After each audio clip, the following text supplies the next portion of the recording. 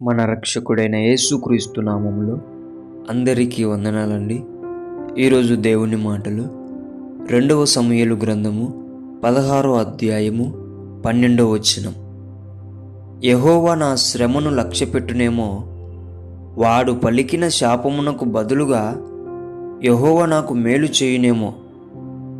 దేవుని బిడ్డలారా, మనము కూడా ఈ దావీదు భక్తుల్లాగా దేవుని మీద నిరీక్షణ, దేవుని మీద విశ్వాసం పెట్టుకొని ఎవరైతే మనల్ని శపిస్తున్నారో, ఎవరైతే మనల్ని దూషిస్తున్నారో, ఎవరైతే అనరాని మాటలని మనల్ని బాధ పెడుతున్నారో ఆ టైంలో సైలెంట్గా ఉండి, మనమందరము కూడా మౌనముగా ఉండి దేవుని మీద నిరీక్షణ ఉంచి, దేవుని మీద విశ్వాసం ఉంచి ఆ శాపాలకు బదులుగా దేవుడు మేలు చేస్తాడని విశ్వసించి, ఆ మాటలకు బదులుగా దేవుడు దీవెనలు ఇస్తాడని విశ్వసించి మేలులు పొందుకునే బిడ్డలుగా జీవించాలని దేవుని బిడ్డ మనవి చేసుకుంటున్నానండి.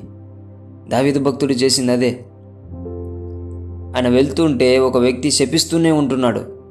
పక్కనుండే వాళ్ళు దావీదు సైనికులు ఏమంటున్నారంటే, ఇలా శపిస్తున్నాడు, నువ్వు ఒక్క మాట సెలవివ్వు, తల తీసుకొని వచ్చేస్తానని చెప్పేసి మాట్లాడితే, అలా ఏమొద్దు, వాడు మాట్లాడే ఆ శాపవచనముల వల్ల నేను శ్రమ పడుతున్నానని నా దేవుడు నన్ను లక్ష్య పెడతాడు. ఆ లక్ష్య పెట్టినప్పుడు దేవుడు ఆ శాపాలకు బదులుగా దేవుడు నాకు మేలు చేస్తాడని విశ్వసిస్తున్నాడు, నిరీక్షిస్తున్నాడు. మనమందరము కూడా మనల్ని శాపవచనములు పలికితే, మనలను దూషణ మాటలు పలికితే, మనలను అనరాని మాటలు పలికితే మౌనముగా ఉందాం. దేవుని మీద నిరీక్షణ ఉంచి, దేవుని మీద విశ్వాసం ఉంచి, వాటన్నిటికీ బదులుగా దేవుడు మేలు చేస్తాడని నమ్మి, దేవుణ్ణి నమ్మి ఆయన వెంట నడుద్దాం. దేవుడే మన జీవితాలలో ఆశీర్వాదములు, దీవెనలు కుమ్మరించునుగాక. ఆమేన్. దేవుడి మాటలు దీవించునుగాక. ప్రార్థించుకుందాం.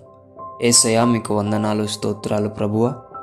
దావీదు భక్తులాంటి మనసు మాకు దయచేయండి ప్రభువా.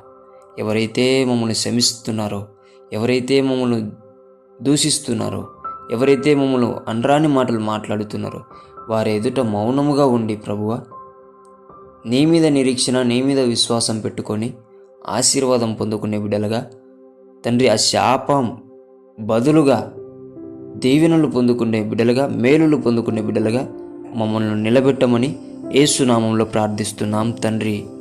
ఆమేన్.